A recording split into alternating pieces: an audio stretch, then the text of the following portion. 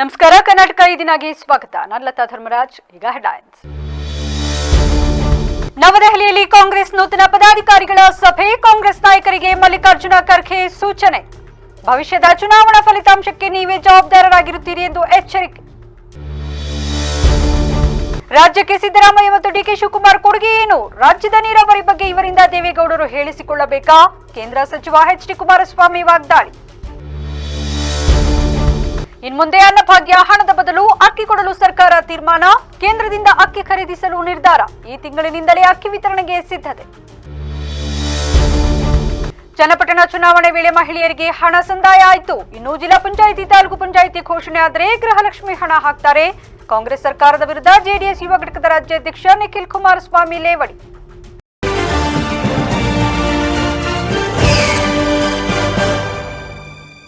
ಇತ್ತೀಚೆಗಷ್ಟೇ ನಡೆದ ದೆಹಲಿ ವಿಧಾನಸಭೆ ಚುನಾವಣೆಯಲ್ಲಿ ಕಾಂಗ್ರೆಸ್ ಶೂನ್ಯಕ್ಕೆ ತೃಪ್ತಿಪಟ್ಟುಕೊಂಡಿದ್ದು ಪಕ್ಷದ ಸೋಲಿನ ಬಗ್ಗೆ ಟೀಕೆಗಳು ವ್ಯಕ್ತವಾಗಿದೆ. ಈ ಬೆನ್ನಲ್ಲೇ ಎಐಸಿಸಿ ಅಧ್ಯಕ್ಷ ಮಲ್ಲಿಕಾರ್ಜುನ ಖರ್ಗೆ ಪಕ್ಷದ ಪ್ರಧಾನ ಕಾರ್ಯದರ್ಶಿಗಳು ಮತ್ತು ರಾಜ್ಯ ಉಸ್ತುವಾರಿಗಳ ಸಭೆ ನಡೆಸಿ ಭವಿಷ್ಯದ ಚುನಾವಣಾ ಫಲಿತಾಂಶಗಳಿಗೆ ಅವರನ್ನೇ ಹೊಣೆಗಾರರನ್ನಾಗಿ ಮಾಡಲಾಗುವುದು ಎಂದು ಎಚ್ಚರಿಕೆ ನೀಡಿದ್ದಾರೆ. ಪಕ್ಷದ ಪ್ರಧಾನ ಕಚೇರಿ ಇಂದಿರಾ ಭವನದಲ್ಲಿ ನಡೆದ ಸಭೆಯಲ್ಲಿ ನೂತನ ಪದಾಧಿಕಾರಿಗಳನ್ನು ಉದ್ದೇಶಿಸಿ ಮಾತನಾಡಿದ ಅವರು, ಪಕ್ಷದ ಮುಖಂಡರು ತಳಮಟ್ಟದಲ್ಲಿ ಕೆಲಸ ಮಾಡಿ ಬೂತ್ ಮಟ್ಟದಿಂದ ಪಕ್ಷವನ್ನು ಬಲಪಡಿಸಬೇಕು ಮತ್ತು ಸಂಘಟನೆಗೆ ಸೈದ್ಧಾಂತಿಕವಾಗಿ ಬದ್ಧವಾಗಿರುವವರನ್ನ ಉತ್ತೇಜಿಸಬೇಕು. ಈಗಾಗಲೇ ಕೆಲವು ಬದಲಾವಣೆಗಳು ನಡೆದಿವೆ ಮತ್ತು ಇನ್ನೂ ಕೆಲವು ಬದಲಾವಣೆಗಳು ನಡೆಯುತ್ತವೆ. ಜವಾಬ್ದಾರಿಯ ಪ್ರಮುಖ ವಿಷಯದ ಬಗ್ಗೆ ನಾನು ನಿಮ್ಮೊಂದಿಗೆ ಮಾತನಾಡಲು ಬಯಸುತ್ತೇನೆ. ರಾಜ್ಯಗಳಲ್ಲಿ ಪಕ್ಷವನ್ನ ಪುನರುಜ್ಜೀವನಗೊಳಿಸಲು ಮತ್ತು ಮುಂಬರುವ ಎಲ್ಲಾ ಚುನಾವಣೆ ಫಲಿತಾಂಶಗಳಿಗಾಗಿ ನಿಮ್ಮೆಲ್ಲರನ್ನೇ ಹೊಣೆಗಾರರನ್ನಾಗಿ ಮಾಡಲಾಗುವುದು. ಪಕ್ಷವು ಇತ್ತೀಚೆಗಷ್ಟೇ ಹೊಸ ಪದಾಧಿಕಾರಿಗಳನ್ನ ನೇಮಕ ಮಾಡಿದೆ. ಸಭೆಯಲ್ಲಿ ಮಾಜಿ ಕಾಂಗ್ರೆಸ್ ಮುಖ್ಯಸ್ಥ ಮತ್ತು ಲೋಕಸಭೆ ವಿರೋಧ ಪಕ್ಷದ ನಾಯಕ ರಾಹುಲ್ ಗಾಂಧಿ ಸೇರಿದಂತೆ ಎಲ್ಲ ಪ್ರಧಾನ ಕಾರ್ಯದರ್ಶಿಗಳು ಮತ್ತು ವಿವಿಧ ರಾಜ್ಯಗಳ ಉಸ್ತುವಾರಿಗಳು ಭಾಗವಹಿಸಿದ್ದಾರೆ. ಬೂತ್ ಮಟ್ಟದಿಂದ ಕೇಂದ್ರ ಕಚೇರಿವರೆಗೆ ತಳಮಟ್ಟದಲ್ಲಿ ಪಕ್ಷವನ್ನು ಬಲಪಡಿಸುವ ಜವಾಬ್ದಾರಿ ನಿಮ್ಮ ಮೇಲಿದೆ. ಕಷ್ಟಕಾಲದಲ್ಲಿ ಪಕ್ಷದ ಬೆನ್ನಿಗೆ ಬಂಡೆಯಂತೆ ನಿಲ್ಲುವ ಸೈದ್ಧಾಂತಿಕ ಬದ್ಧತೆ ಇರುವವರನ್ನ ಪಕ್ಷಕ್ಕೆ ಕರೆತರಬೇಕು. ಪಕ್ಷವನ್ನ ಬಲಪಡಿಸಲು ಪ್ರಯತ್ನಿಸುವಾಗ ಕೆಲವೊಮ್ಮೆ ಕಷ್ಟದ ಸಮಯದಲ್ಲಿ ಓಡಿ ಹೋಗುವವರನ್ನ ತರಾತುರಿಯಲ್ಲಿ ಕರೆತರಲಾಗುತ್ತದೆ. ಅಂತಹವರಿಂದ ನಾವು ದೂರವಿರಬೇಕು ಎಂದು ಪಕ್ಷದ ಮುಖಂಡರಿಗೆ ತಿಳಿಸಿದರು. ಕನ್ನಡ ನಾಡು ನುಡಿ ಜಲ ಭಾಷೆ ವಿಚಾರದಲ್ಲಿ ಸಿದ್ದರಾಮಯ್ಯ ಮತ್ತು ಡಿಕೆ ಶಿವಕುಮಾರ್ ಕೊಡುಗೆ ರಾಜ್ಯಕ್ಕೆ ಏನು ಅಂತ ಕೇಂದ್ರ ಸಚಿವ ಎಚ್.ಡಿ. ಕುಮಾರಸ್ವಾಮಿ ಪ್ರಶ್ನೆ ಮಾಡಿದ್ದಾರೆ.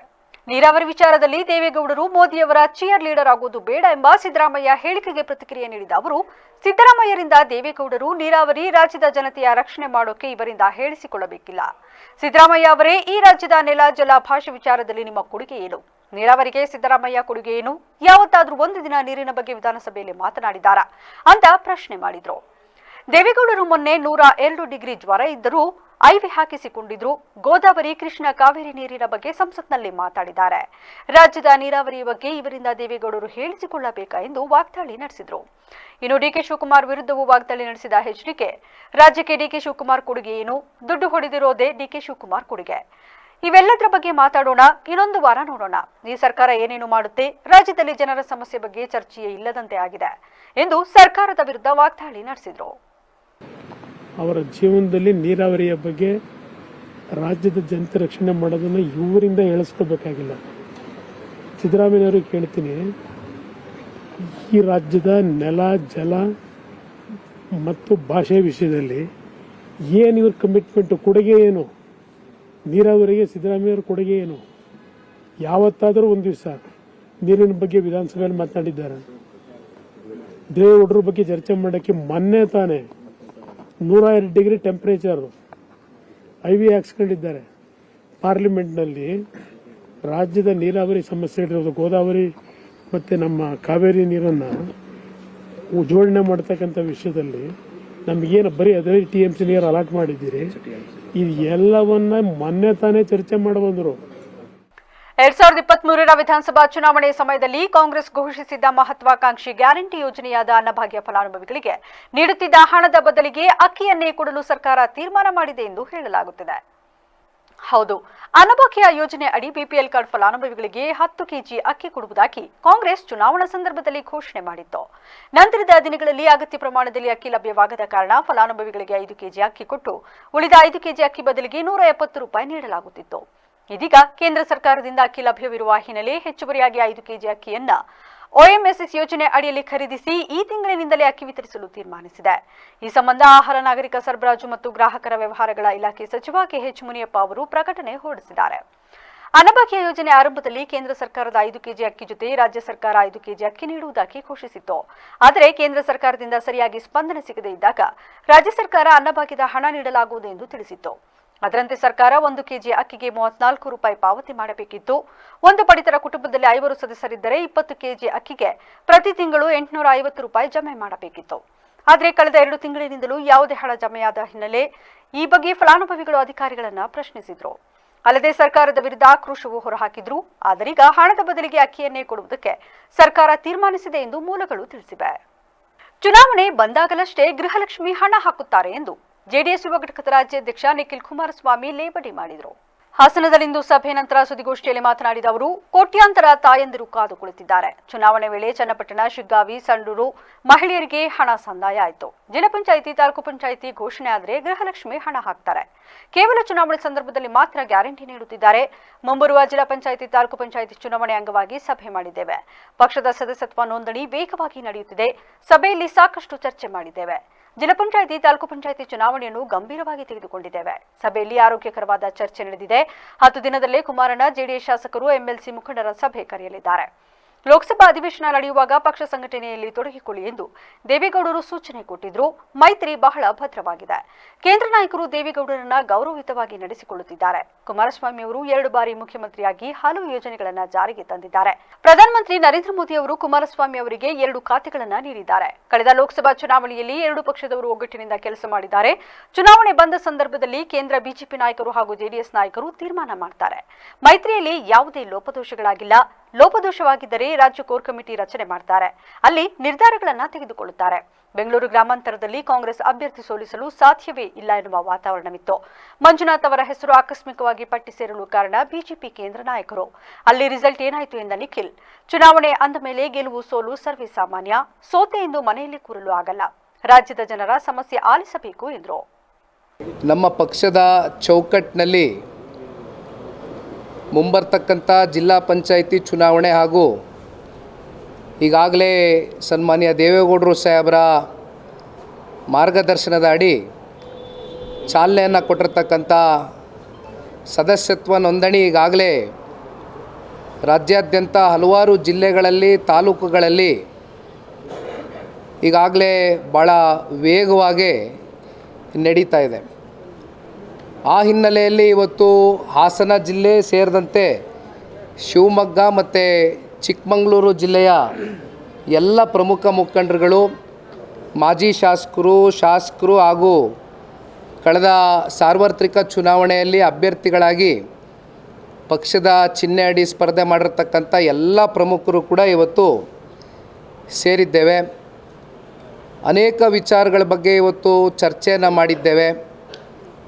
ಪಕ್ಷದ ಸಂಘಟನೆಯ ಒಂದು ದೃಷ್ಟಿಯಿಂದ ಯಾವ ರೀತಿ ಮುಂಬರ್ತಕ್ಕಂಥ ಜಿಲ್ಲಾ ಪಂಚಾಯಿತಿ, ತಾಲೂಕು ಪಂಚಾಯಿತಿ ಚುನಾವಣೆಗಳನ್ನ ಭಾಳ ಗಂಭೀರವಾಗಿ ಪರಿಗಣನೆಗೆ ತಗೊಂಡು ಎದುರಿಸಬೇಕಾಗಿರ್ತಕ್ಕಂಥದ್ದು ಇವತ್ತು ಜನತಾದಳ ಪಕ್ಷ ಎಲ್ಲ ರೀತಿಯಾದಂಥ ಪೂರ್ವ ಸಿದ್ಧತೆಗಳು, ಪೂರ್ವ ತಯಾರಿಗಳನ್ನ ಮಾಡ್ಕೊಳ್ತಕ್ಕಂಥದ್ದಕ್ಕೆ ಈಗಾಗಲೇ ನಮ್ಮ ಪಕ್ಷದ ವರಿಷ್ಠರು ಸನ್ಮಾನ್ಯ ಯೋಗಿ ಆದಿತ್ಯನಾಥ್ ಅವರಲ್ಲಿರುವ ಎದೆಗಾರಿಕೆ, ಧಾಟಿಸಿತನ ಸಿದ್ದರಾಮಯ್ಯ ಅವರಲ್ಲಿ ಯಾಕಿಲ್ಲ ಎಂದು ಮಾಜಿ ಸಂಸದ ಪ್ರತಾಪ್ ಪ್ರಶ್ನಿಸಿದರು. ಮೈಸೂರಿನಲ್ಲಿಂದು ಸುದ್ದಿಗಾರರೊಂದಿಗೆ ಮಾತನಾಡಿದ ಅವರು, ರಾಜ್ಯ ಸರ್ಕಾರವನ್ನ ತಾಲಿಬಾನಿ ಸರ್ಕಾರಕ್ಕೆ ಹೋಲಿಸಿ ಅದರ ಮುಖ್ಯಸ್ಥ ಸಿದ್ದರಾಮಯ್ಯ ಅಂತ ಹೇಳಿದ್ರು. ಮುಸಲ್ಮಾನರು ಪ್ರೊಟೆಕ್ಷನ್ ಕೇಳಿದರೆ ಸರ್ಕಾರ ನೀಡಲಿ, ಯಾರು ಬೇಡ ಎನ್ನುತ್ತಾರೆ. ಆದರೆ ಅವರು ದುಷ್ಕೃತ್ಯಗಳನ್ನು ನಡೆಸಿದಾಗ ಬಂಧಿಸಿ ದಂಡಿಸುವುದನ್ನ ಬಿಟ್ಟು ಯಾವುದೇ ಕ್ರಮ ತೆಗೆದುಕೊಳ್ಳದಿದ್ದರೆ ಅವರನ್ನ ತಡೆಯುವುದು ಹೇಗೆ? ಅವರಿಗೆ ಹೆದರಿ ಹಿಂದೂಗಳು ಮನೆ ಬಿಟ್ಟು ಬೇರೆ ಕಡೆ ಹೋಗಬೇಕೆ? ಅವರು ಹೋಗುವುದಾದರೂ ಎಲ್ಲಿಗೆ? ಮುಸಲ್ಮಾನರಿಗಾದರೆ 57 ಇಸ್ಲಾಮಿಕ್ ರಾಷ್ಟ್ರಗಳಿವೆ. ಹಿಂದೂಗಳಿಗೆ ಯಾವ ದೇಶವಿದೆ? ಉತ್ತರ ಪ್ರದೇಶದಲ್ಲಿ ಮುಖ್ಯಮಂತ್ರಿ ಯೋಗಿ ಆದಿತ್ಯನಾಥ್ ಅವರ ಹಾಗೆ ಸರ್ಕಾರ ನಡೆಸಿದರೆ ಮುಸಲ್ಮಾನರು ಹದ್ದುಬಸ್ತಿನಲ್ಲಿರುತ್ತಾರೆ ಎಂದು ಹೇಳಿದರು. ನೀವು ಪ್ರೊಟೆಕ್ಷನ್ ಕೊಡಕ್ಕಾಗಲ್ವ ನಿಮಗೆ? ಅವರಿಗೆ ಆಯ್ತು, ಪ್ರೊಟೆಕ್ಷನ್ ಕೊಡೋದು ಬಿಡಿ. ಯಾರು ಈ ರೀತಿ ಕೃತ್ಯನ ಮಾಡಿದರೆ ಅವ್ರನ್ನ ಬಂಧಿಸಿ ದಂಡಿಸಿದರೆ ಈ ರೀತಿ ಕೃತ್ಯಗಳು ನಿಂತೋಗ್ತವೆ. ಈಗ ಉತ್ತರ ಪ್ರದೇಶದಲ್ಲಿ 20%ಗಿಂತ ಹೆಚ್ಚು ಜನ ಮುಸಲ್ಮಾನರಿದ್ದಾರೆ. ಒಬ್ಬ ಯೋಗಿ ಆದಿತ್ಯನಾಥ್ ಇವತ್ತು ಪುಂಡ ಮುಸಲ್ಮಾನರನ್ನ ಬಾಯಿ ಮುಚ್ಚಿದ್ದಾರೆ. ಗುಜರಾತಲ್ಲಿ 2002 ಏನು ವೈಲೆನ್ಸ್ ಆಯಿತು, ಅದಾದ ನಂತರ ಗುಜರಾತಿಗಳು ವಾಪಸ್ಸು ಅವ್ರಿಗೆ ಪಾಠ ಕಲಿಸಿದ ನಂತರ ಇವತ್ತವರೆಗೂ ಒಂದೇ ಒಂದು ಘಟನೆ ಸಂಭವಿಸಿಲ್ಲ. ಮಹಾರಾಷ್ಟ್ರದಲ್ಲಿ ದೇವೇಂದ್ರ ಫಡ್ನವೀಸ್ ಬಂದಾದ ನಂತರ ಇವತ್ತೆಲ್ಲ ಬಾಲ ಒಳಗಡೆ ಇಟ್ಕೊಂಡಿದ್ದಾರೆ. ಈ ರೀತಿ ಕರ್ನಾಟಕದಲ್ಲಿ ಯಾವಾಗ ಮಾಡೋದು? ಈ ಮುಸಲ್ಮಾನರಿಗೆ ಹೆದರ್ಬಿಟ್ಟು ಎಲ್ಲರೂ ಹಿಂದೂಗಳು ಅವ್ರವ್ರ ಮನೆನ ಖಾಲಿ ಮಾಡ್ಕೊಂಡು ಹೋಗ್ತಾ ಇದ್ರೆ ಹಿಂದೂಗಳು ಎಲ್ಲಿಗೆ ಹೋಗ್ಬೇಕು ಲಾಸ್ಟಿಗೆ? ಯಾವ್ದು ರಾಷ್ಟ್ರ ಇದೆ? ಮುಸಲ್ಮಾನರಿಗೆ 57 ಇಸ್ಲಾಮಿಕ್ ರಾಷ್ಟ್ರ ಇದೆ, ನಮಗೆ ಯಾವ ರಾಷ್ಟ್ರ ಇದೆ? ಯಾಕೆ ನಾವು ಇವರು ಮುಸಲ್ಮಾನರ ಭಯಕ್ಕೆ ಹೆದರ್ಬಿಟ್ಟು ಒಬ್ಬ ಹಿಂದೂ ಯಾಕೆ ಮನೇನ ಖಾಲಿ ಮಾಡ್ಕೊಂಡು ಹೋಗ್ಬೇಕು? ಯಾಕೆ ಊರನ್ನ ಬಿಡಬೇಕು? ಯಾಕೆ ಬಿಡಬೇಕು ಅಂತ ಹೇಳಿದ್ರೆ ಮುಸಲ್ಮಾನರಿಗೆ ಫ್ರೀ ಪರ್ಮಿಟ್ ಕೊಟ್ಟಿರುವಂತಹ ವ್ಯಕ್ತಿ, ತಾಲಿಬಾನಿ ಸರ್ಕಾರ ನಡೆಸ್ತಿರುವಂತಹ ವ್ಯಕ್ತಿ ಈ ರಾಜ್ಯದ ಮುಖ್ಯಮಂತ್ರಿ ಆಗಿದ್ದಾರೆ. ತಾನು ಯಾವ ಭೂಮಿಯನ್ನು ನುಂಗಿಲ್ಲ, ಕಬಳಿಸಿಲ್ಲ. 40 ವರ್ಷಗಳ ಹಿಂದೆ ಖರೀದಿಸಿದ್ದ ಜಮೀನನ್ನ ಈಗಿನ ಸರ್ಕಾರ ತನಿಖೆ ಮಾಡಿಸುತ್ತಿದೆ ಎಂದು ಕೇಂದ್ರ ಸಚಿವ ಎಚ್.ಡಿ. ಕುಮಾರಸ್ವಾಮಿ ಹೇಳಿದರು. ಬೆಂಗಳೂರಿನಲ್ಲಿಂದು ಸುದ್ದಿಗಾರರೊಂದಿಗೆ ಮಾತನಾಡಿದ ಅವರು 1986ರಲ್ಲಿ ಸಿಎಂ ಲಿಂಗಪ್ಪ ಮತ್ತು ರಾಮಚಂದ್ರ ಹೆಸರಿನ ಜಿಲ್ಲಾ ಪಂಚಾಯತ್ ಸದಸ್ಯರೊಬ್ಬರು ಇದೇ ಜಮೀನು ವಿಷಯದಲ್ಲಿ ಆಗಿನ ಪ್ರಧಾನಮಂತ್ರಿ ಗೃಹ ಮಂತ್ರಿಯವರಿಗೆ ಪತ್ರ ಬರೆದಿದ್ರು. ತಮ್ಮ ದೂರದಲ್ಲಿ ಅವರು ಖರೀದಿಸಿದ್ದಾರೆ ಅಂತ ಹೇಳಿದ್ದರೆ ಹೊರತು ಕಬಳಿಸಿದ್ದಾರೆ ಅಂತ ಹೇಳಿರಲಿಲ್ಲ ಎಂದು ಹೇಳಿದ ಕುಮಾರಸ್ವಾಮಿ, ತಾನು ಕೇತ್ಗಾನಹಳ್ಳಿಯಲ್ಲಿ ಖರೀದಿಸಿದ ಭೂಮಿಯಲ್ಲಿ ಯಾವುದೇ ರೀತಿಯ ಅಕ್ರಮ ಚಟುವಟಿಕೆ ನಡೆಸಿಲ್ಲ ಎಂದರು. ರಾಜ್ಯದ ಸಂಪತ್ತನ್ನ ರಕ್ಷಿಸುವವನ ಹಾಗೆ ಪೋಸು ನೀಡುವ ಎಸ್ಆರ್ ಹಿರೇಮಠ ಜಮೀನು ವಿಷಯವನ್ನ ಪ್ರಸ್ತಾಪಿಸಿದ್ದಾರೆ. ಹೈಕೋರ್ಟ್ನಿಂದ ತನಗೆ ಯಾವುದೇ ನೋಟಿಸ್ ಬಂದಿಲ್ಲ ಎಂದು ಕುಮಾರಸ್ವಾಮಿ ಹೇಳಿದರು. 40 ವರ್ಷದಿಂದ 16 ಬಾರಿ ಸರ್ವೇನೂ ಮಾಡ್ಕೊಂಡಿದ್ದಾರೆ, 16 ಬಾರಿ ಎಲ್ಲ ರೀತಿ ತನಿಖೆಗಳು ನಡೆದಿದೆ. ಅದರಲ್ಲಿ ನಾನು ಮುಕ್ತವಾಗಿದ್ದೀನಿ. ಪಾಪ ನೆನ್ನೆ ಕೆಲವು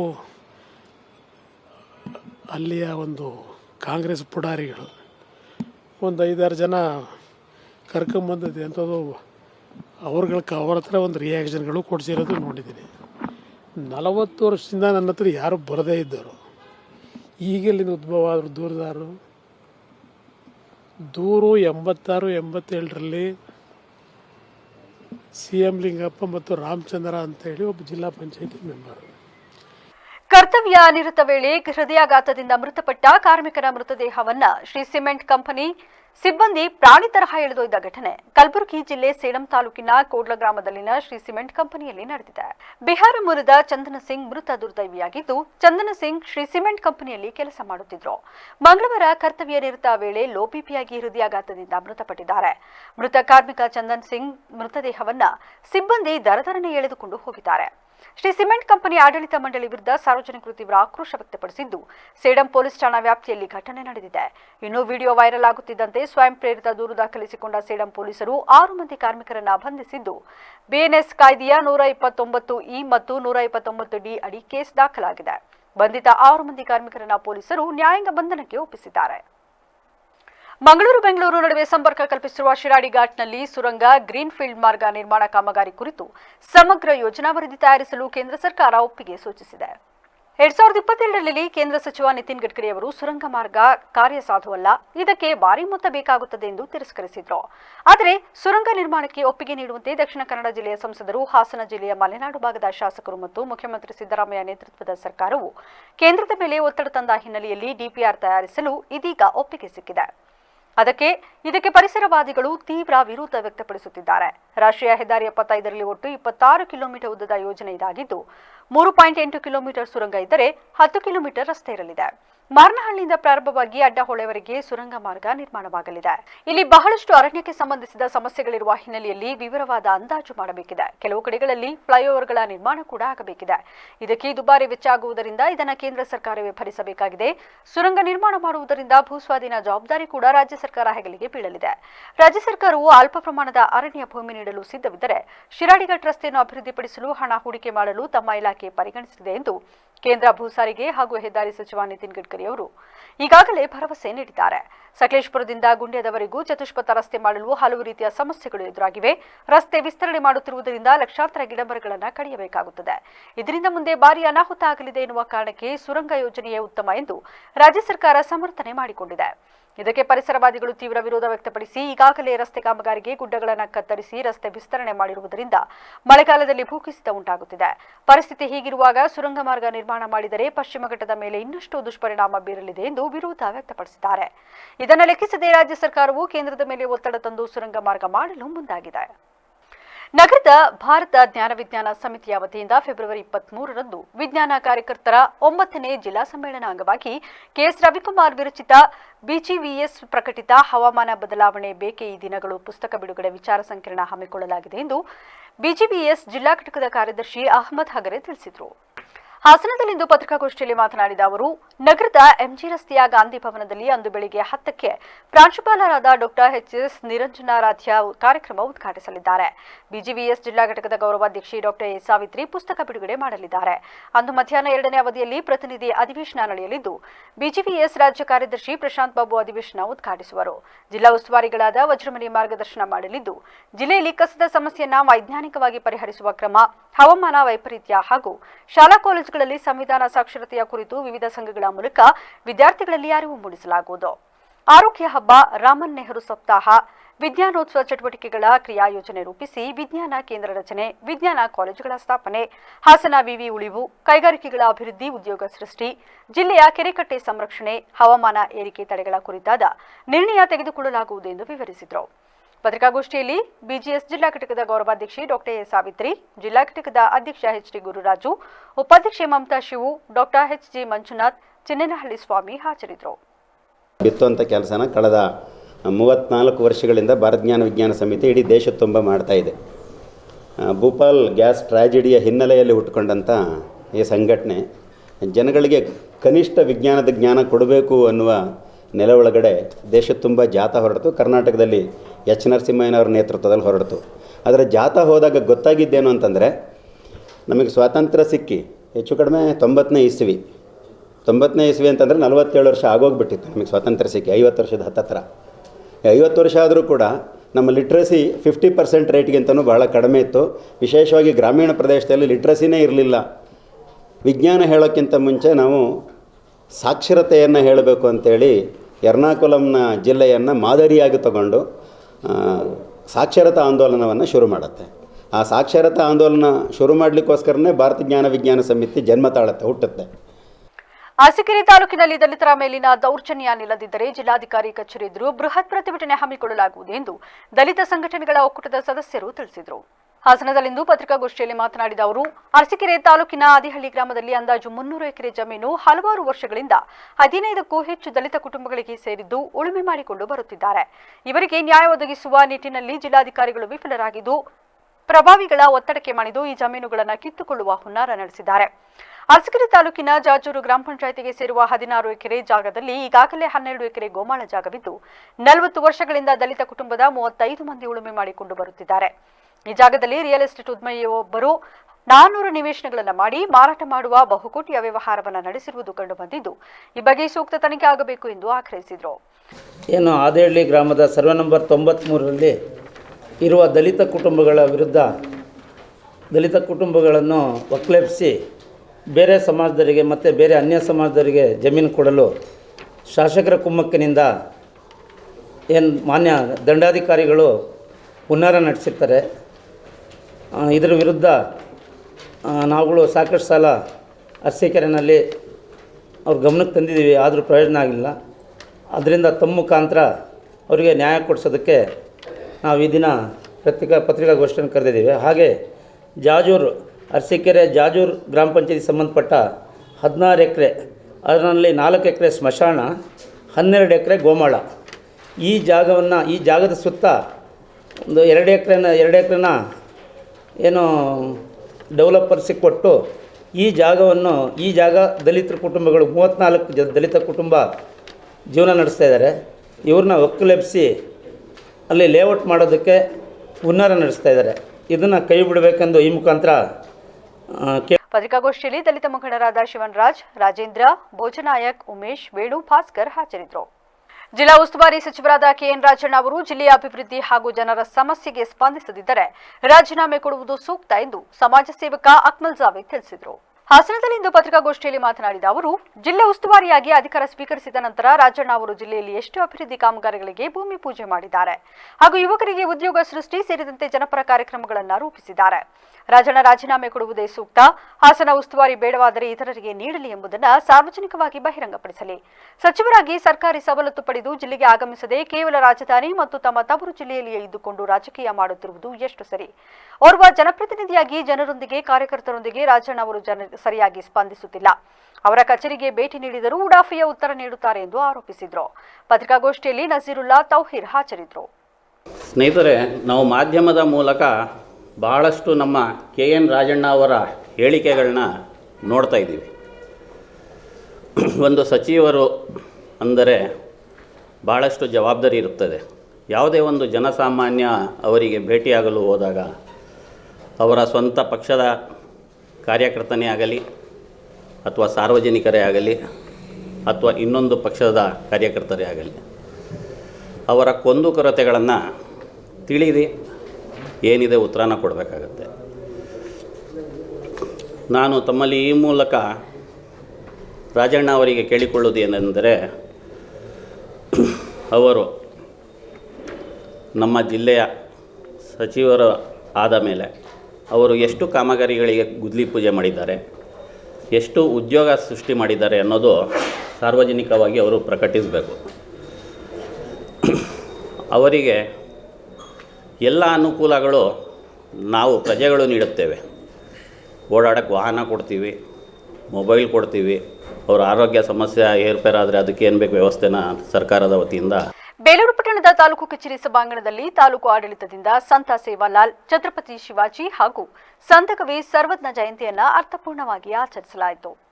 ಕಾರ್ಯಕ್ರಮದ ಅಧ್ಯಕ್ಷತೆ ವಹಿಸಿದ ತಹಶೀಲ್ದಾರ್ ಮಮತಾ ಮಾತನಾಡಿ, ಸಮಾಜದಲ್ಲಿನ ಅಂಕುಡೊಂಕುಗಳನ್ನು ತಿದ್ದಲು ಮಹನೀಯರ ಕೊಡುಗೆ ಸ್ಮರಣೀಯವಾಗಿದ್ದು, ದೇಶದ ಅಭಿವೃದ್ಧಿಯ ದೃಷ್ಟಿಯಿಂದ ಪ್ರತಿಯೊಬ್ಬರು ಮಹನೀಯರ ತತ್ವಾದರ್ಶವನ್ನ ಪಾಲಿಸಬೇಕು. ಶಿವಾಜಿ ಕೇವಲ ಐತಿಹಾಸಿಕವಾಗಿ ಮಹಾರಾಜ ಮಾತ್ರವಲ್ಲ, ಇಂದಿಗೂ ಸ್ಫೂರ್ತಿಯಾಗಿದ್ದಾರೆ. ಅವರು ಕಡಿಮೆ ಅವಧಿಯಲ್ಲಿ ಇಡೀ ದೇಶ ಸಂಚರಿಸಿ ಸಾಮ್ರಾಜ್ಯ ಕಟ್ಟಿದ ಮಹಾನ್ ಪರಾಕ್ರಮಿಯಾಗಿದ್ರು. ಶಿವಾಜಿಯವರು ಸೈನ್ಯ ಸಂಘಟನೆಯಲ್ಲಿ ಚತುರರಾಗಿದ್ರು. ಅವರ ಸೈನ್ಯದಲ್ಲಿ ಎಲ್ಲ ಜಾತಿ ಮತ ಧರ್ಮದವರಿದ್ರು. ಅವರೆಂದಿಗೂ ಜಾತಿಗೆ ಅಂಟಿಕೊಂಡವರಲ್ಲ. ಹಾಗೆಯೇ ಸಂತ ಶ್ರೀ ಸೇವಾಲಾಲ್ ಮಹಾರಾಜರ ತತ್ವಾದರ್ಶಗಳು ನಮ್ಮ ನಿತ್ಯದ ಬದುಕಿಗೆ ಮಾರ್ಗದರ್ಶಕಗಳಾಗಿವೆ ಎಂದರು. ಕೊಟ್ಟರು ಅದೇ ತರ ಅವರು ಶಿವಾಜಿ ಅವರು ನೆಟ್ಕೊಂಡಿದ್ದಾರೆ. ಹಾಗಾಗಿ ನಾವು ರಾಷ್ಟ್ರ ಪ್ರೇಮ, ದೇಶ ಪ್ರೇಮ ಅಂತ ಬಂದಾಗ ನಾವು ಶಿವಾಜಿ ಮಹಾರಾಜರವ್ರನ್ನ ನೆನಪು ಮಾಡ್ಕೋಬೇಕಾಗುತ್ತೆ. ಜೊತೆಗೆ ಮತ್ತೊಬ್ರು ಸರ್ವಜ್ಞವ್ರ ಬಗ್ಗೆ ತಿಳಿದೇ ಇರುವಂತಹ ಯಾರು ಇಲ್ಲ. ಮಗುವಿಂದ ಹಿಡಿದು ಯಾವುದೇ ಹಿರಿಯರಾಗಿರ್ಬೋದು, ಪ್ರತಿಯೊಬ್ರು ಕೂಡ ನಾವು ಸರ್ವಜ್ಞ ಅವ್ರ ಬಗ್ಗೆ ಮಾತಾಡ್ತೀವಿ. ಆ ಸರ್ವಜ್ಞ ಅನ್ನೋ ಹೆಸರು ಆಕ್ಚುಲಿ ಇಲ್ಲ, ಅವ್ರಿಗೆ ಮೂಲ ಹೆಸರು ಬೇರೆ ಇದೆ. ಬಟ್ ಯಾಕೆ ಅವ್ರನ್ನ ನಾವು ಸರ್ವಜ್ಞ ಅಂತ ಹೇಳ್ತೀವಿ ಅಂತ ಹೇಳಿದ್ರೆ, ಸರ್ವಜ್ಞ ಅವರು ಮಾತಾಡದೇ ಇರುವಂತಹ ವಿಚಾರಗಳೇ ಇಲ್ಲ, ಅಥವಾ ಅವರು ಬರೀದೇ ಇರುವಂತಹ, ಅವರು ತ್ರಿಪದಿಗಳನ್ನ ರಚನೆ ಮಾಡಿದಂತಹ ವಿಷಯಗಳೇ ಯಾವುದು ಇಲ್ಲ ಅಂತ ನಾವು ಹೇಳ್ಬೋದಾಗಿದೆ. ಯಾಕಂದ್ರೆ ಪ್ರತಿ ಒಂದು ವಿಚಾರಗಳ ಬಗ್ಗೆ, ಅದು ಜೀವನ ಆಗಿರ್ಬೋದು, ಸಂಬಂಧಗಳಾಗಿರ್ಬೋದು, ಪ್ರೀತಿ ಆಗಿರ್ಬೋದು, ನಂಬಿಕೆ ಆಗಿರ್ಬೋದು, ಅಥವಾ ವಿಮರ್ಶೆ ಆಗಿರ್ಬೋದು, ಈ ತರ ಪ್ರತಿ ಒಂದು ವಿಚಾರಗಳನ್ನು ಕೂಡ ಅವರ ವಚನಗಳಲ್ಲಿ, ಅವರ ತ್ರಿಪದಿಗಳಲ್ಲಿ ನಾವು ಕಾಣ್ಬೋದಾಗಿದೆ. ಹಾಗಾಗಿ ಅವರು ಸರ್ವಜ್ಞ. ಅಂದ್ರೆ ನಮ್ಮ ಶಿವಮರಿಪುರ್ ಮಾತಾಡುವಾಗ ಹೇಳಿದ್ರು, ಎಲ್ಲರಲ್ಲೂ ಕೂಡ ಒಂದೊಂದು ನುಡಿ ಕಲ್ತವರು ಸರ್ವಜ್ಞ ಆದ್ರು ಅಂತ ಹೇಳಿದ್ರೆ. ಯಾಕಂತಂದ್ರೆ ಜೀವನದಲ್ಲಿ ಪ್ರತಿದಿನ ದಿನನಿತ್ಯದಲ್ಲಿ ಬರುವಂತಹ ಎಲ್ಲ ವಿಚಾರಗಳು. ಕಾರ್ಯಕ್ರಮದಲ್ಲಿ ಸಿಪಿಐ ರೇವಣ್ಣ, ಪುರಸಭೆ ಮುಖ್ಯಾಧಿಕಾರಿ ಸುಜಯ್, ಕರ್ನಾಟಕ ಕ್ಷತ್ರಿಯ ಮರಾಠ ಪರಿಷತ್ ಹಾಸನ ಜಿಲ್ಲಾಧ್ಯಕ್ಷ ಅನಿಲ್ ಕುಮಾರ್, ನಲವಾಡಿ ಶಿವಪ್ಪ ಚಂದನಹಳ್ಳಿ, ಆಲ್ ಇಂಡಿಯಾ ಬಂಜಾರ ಸೇವಾ ಸಂಘ ತಾಲೂಕು ಚಂದ್ರನಾಯಕ್ ಸೇರಿದಂತೆ ಇತರರು ಹಾಜರಿದ್ದರು. ಪ್ರಜಾಪಿತ ಬ್ರಹ್ಮಕುಮಾರಿ ಈಶ್ವರೀಯ ವಿಶ್ವವಿದ್ಯಾಲಯದ ವತಿಯಿಂದ 89ನೇ ತ್ರಿಮೂರ್ತಿ ಶಿವಜಯಂತಿ ಮಹೋತ್ಸವದ ಅಂಗವಾಗಿ ಭಾರತದ ಇತಿಹಾಸ ಪ್ರಸಿದ್ಧ ದ್ವಾದಶ ಜ್ಯೋತಿರ್ಲಿಂಗ ಪುಣ್ಯದರ್ಶನ ಹಾಗೂ ಆಧ್ಯಾತ್ಮಿಕ ಚಿತ್ರ ಪ್ರದರ್ಶನ ಕಾರ್ಯಕ್ರಮವನ್ನು ಫೆಬ್ರವರಿ 23ರಿಂದ ಮಾರ್ಚ್ 2ರವರೆಗೆ ಆಯೋಜಿಸಲಾಗಿದೆ ಎಂದು ಪ್ರಜಾಪಿತ ಬ್ರಹ್ಮಕುಮಾರಿ ಈಶ್ವರೀಯ ಮಹಾವಿದ್ಯಾಲಯದ ಸಕಲೇಶಪುರ ಶಾಖೆಯ ಸಂಚಾಲಕಿ ಚಂದ್ರಿಕಾ ತಿಳಿಸಿದರು. ಸಕಲೇಶಪುರ ಪಟ್ಟಣದ ಲಕ್ಷ್ಮೀಪುರ ಬಡಾವಣೆಯಲ್ಲಿರುವ ಪ್ರಜಾಪಿತ ಬ್ರಹ್ಮಕುಮಾರಿ ಈಶ್ವರೀಯ ಶಾಖೆಯಲ್ಲಿಂದು ನಡೆದ ಸುದ್ದಿಗೋಷ್ಠಿಯಲ್ಲಿ ಮಾತನಾಡಿದ ಅವರು, ಪ್ರಜಾಪಿತ ಬ್ರಹ್ಮಕುಮಾರಿ ಈಶ್ವರೀಯ ವಿಶ್ವವಿದ್ಯಾಲಯದ ವಿವಿಧ ಶಾಖೆಗಳಿಂದ 600ಕ್ಕೂ ಹೆಚ್ಚು ಜನರು ಆಗಮಿಸುತ್ತಿದ್ದಾರೆ. ಅದೇ ರೀತಿ ಸಕಲೇಶಪುರದ ಜನತೆಯು ಈ ಕಾರ್ಯಕ್ರಮಕ್ಕೆ ಹೆಚ್ಚಿನ ಸಂಖ್ಯೆಯಲ್ಲಿ ಭಾಗವಹಿಸಬೇಕೆಂದು ಮನವಿ ಮಾಡಿದರು. 23ನೇ ತಾರೀಕು ಸಂಜೆ 3 ಗಂಟೆಗೆ ಶಾಂತಿ ಪ್ರೊಸೆಷನ್ ಹೋಗುತ್ತೆ, ಮತ್ತೆ 4 ಗಂಟೆಗೆ ಪ್ರೊಸೆಷನ್ ಅಲ್ಲಿಗೆ ಬರುತ್ತೆ ಪ್ರೋಗ್ರಾಮ್ ಹಾಲಿಗೆ. ಆಮೇಲೆ ನಂತರ ನಮ್ಮದು ಪ್ರೋಗ್ರಾಮ್ ಸ್ಟಾರ್ಟ್ ಆಗುತ್ತೆ. ಅದು ಇನ್ವಿಟೇಷನಲ್ಲಿ ಯಾರ್ಯಾರು ಗೆಸ್ಟ್ಗಳೆಲ್ಲ ಬರ್ತಾರೆ ಅದೆಲ್ಲ ಪೂರ್ಣ ಅದರಲ್ಲಿದೆ. ಅದು ನೆಕ್ಸ್ಟ್ ಮತ್ತೆ ಅಲ್ಲಿ ನಮ್ಮದು ಚಿತ್ರ ಪ್ರದರ್ಶನ ಹಾಕಿರ್ತೀವಲ್ಲ, ಅದು ಪ್ರತಿನಿತ್ಯನೂ ಕೂಡ ಅಲ್ಲಿ ಬಂದವರಿಗೆ ಚಿತ್ರ ಪ್ರದರ್ಶನ ಮತ್ತು ವ್ಯಸನ ಮುಕ್ತ ಪ್ರದರ್ಶನ ಅದೆಲ್ಲ ಇರುತ್ತೆ. ಅದಕ್ಕೆ ಎಕ್ಸ್ಪ್ಲೇನ್ ಮಾಡ್ತೀವಿ, ಮತ್ತು ರಾಜ್ಯೋಗ ಅಭ್ಯಾಸವನ್ನು ಮಾಡಿಸ್ತೀವಿ. ಜೊತೆಗೆ 26ನೇ ತಾರೀಕು ಫ್ಲಾಗ್ ಹಾಸ್ಟಿಂಗ್ ಇರುತ್ತೆ. 26 ಶಿವನ ಒಂದು ಶಿವರಾತ್ರಿಯ ದಿನ ಆಗಿರುತ್ತೆ ಅದು. ಹಾಗಾಗಿ ಶಿವರಾತ್ರಿ ರಾತ್ರಿ ಅಂತ ಯಾಕೆ ಆಚರಿಸ್ತೀವಿ ಅನ್ನೋದ್ರ ಬಗ್ಗೆ ಅದು ಪೂರ್ಣ ಈಶ್ವರಿಯ ಸಂದೇಶವನ್ನು ಕೊಡಲಾಗುತ್ತೆ.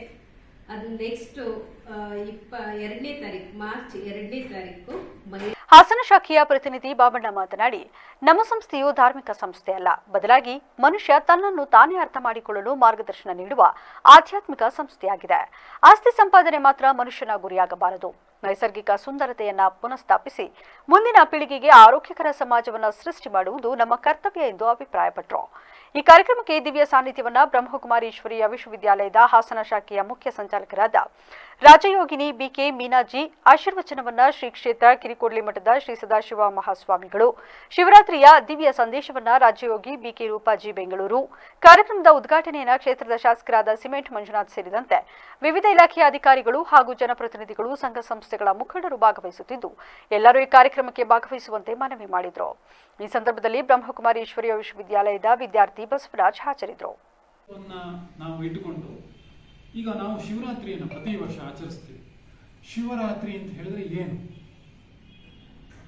ಅದರ ಅರ್ಥ ಏನು? ಶಿವ ಅಂತ ಹೇಳಿದ್ರೆ ಯಾರು? ಶಿವ ಅಂತ ಹೇಳಿದ ತಕ್ಷಣ ನಮ್ಮ ಕಣ್ಣು ಮುಂದೆ ಏನು ಬರುತ್ತದೆ? ಒಂದು ಲಿಂಗ ಬರ್ತದೆ. ಲಿಂಗ ಏನದು? ಅದು ಒಂದು ಭೌತಿಕ ವಸ್ತು ಅಲ್ವೇ? ನಮ್ಮ ಒಂದು ದೃಷ್ಟಿ ಏನು?